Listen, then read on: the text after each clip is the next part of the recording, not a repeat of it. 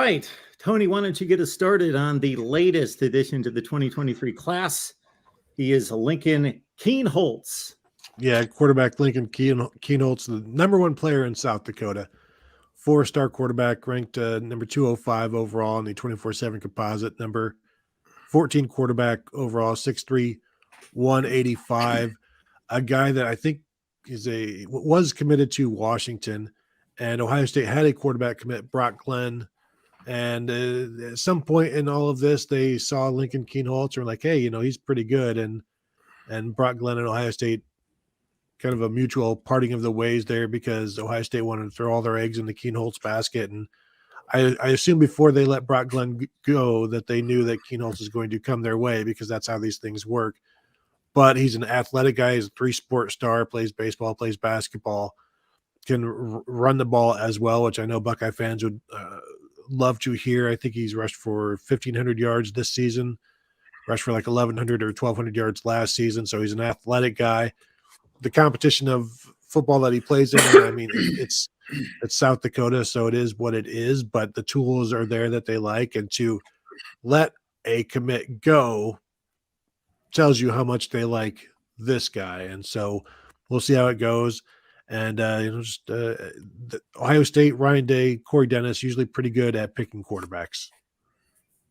Yeah, I'll just throw in my 2 cents on it. That sounds like he's a very athletic player, kind of fits what they're looking for.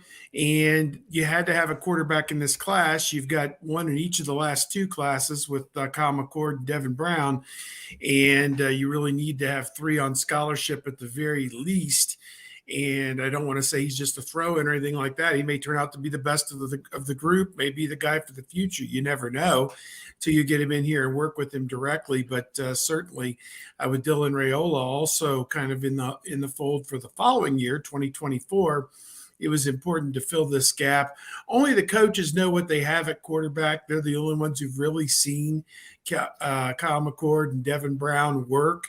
So they're the only ones who know exactly whether or not one or either of them could be starters for the Buckeyes going forward and have them in a national championship picture going forward. So, there's a lot of talk. Maybe they would go out and find somebody in the transfer portal, Emory Jones, who 6 years later could end up at Ohio State. I'm just joking when I say that, but I think that there are going to be quarterbacks in the portal that could be enticing as a 1-year stopgap if they're not convinced that Devin Brown or Kyle McCord are that guy for next year. But I've seen nothing to indicate yet that they're not going to give those guys a shot at it next year.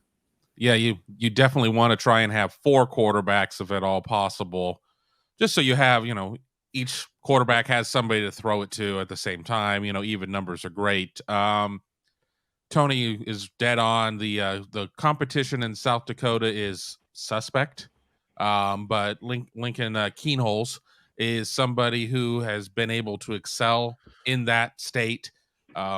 Prolific passer. Not only did he rush for like close to 1,500 yards, but I think it was 24 touchdowns during his senior season as he led his high school in Pierre, South Dakota. I was going back to some old elementary school geography lessons at that point, to a state championship.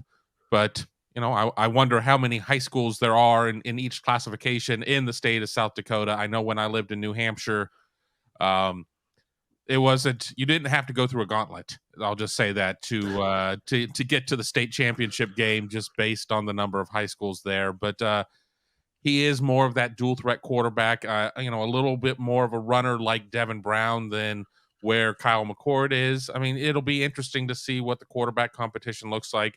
Do they go in? Do they find themselves a portal quarterback, somebody that maybe is somebody who can come in and be the mentor to everybody, somebody who can maybe be the number 2 guy? I don't know at this point, but I think that it was really important. People will say, well, don't force the position. Don't just take somebody to take somebody.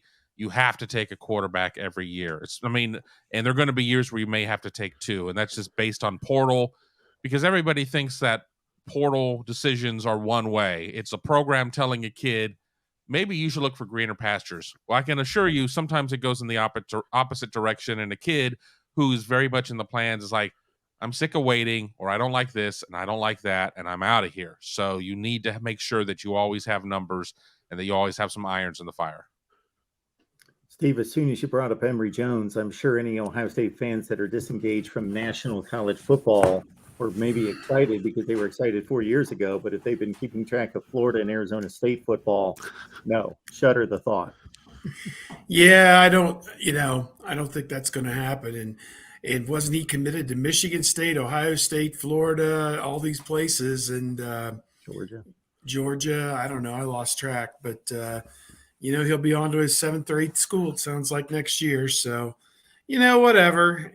This is the way it is in college football these days. Ohio State seems to, by comparison to a lot of these places, have a lot of stability right now. And so, I guess just be happy that you have that, I suppose, and you have a chance here in the playoff to try and win something big this year. So that's kind of the cool thing, I guess. I think you guys were combining DeJuan Mathis and their Mark, and I will mention Mathis. They're the same guy. You're right. 14 of 30 passing for 125 yards in his 3rd year at Temple, but in college. This is it. To mention DeJuan Mathis, Jack Miller getting the start for Florida in the bowl game. I think I remember being at Ohio State's Friday Night Lights the night they got the commitment from Jack Miller. DeJuan Mathis making a secret official visit that same night as he was currently committed to Michigan State. So much drama, so much subterfuge. And look where we are now based on, those two players and all of the drama that they brought to Ohio State. But that's the fun of recruiting. And it's a reminder that you don't need to get so worked up about it, but also it's still fun. Definitely get worked up about it.